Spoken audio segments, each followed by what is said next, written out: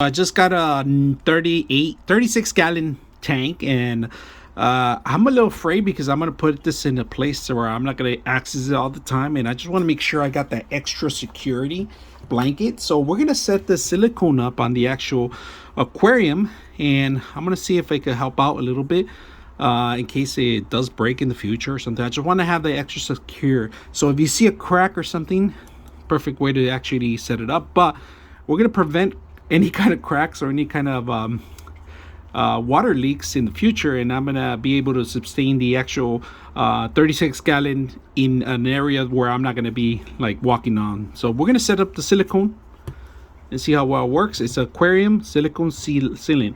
I'm gonna do in and out of the actual aquarium, so you could do it too. So double security layer. So let's go ahead and do that.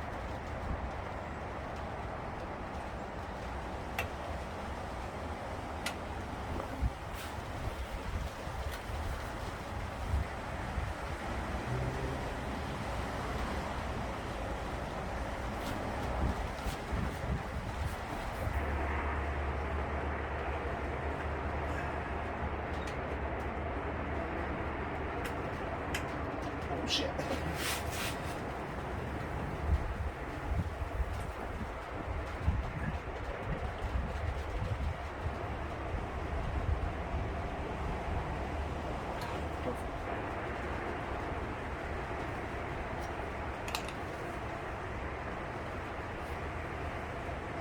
Alright, we put in the silicone already and it dried up. I'm gonna leave it for 24 hours just to make sure before I pour any water. It still smells like silicone in here, but look at that. You can't even see it. Beautiful.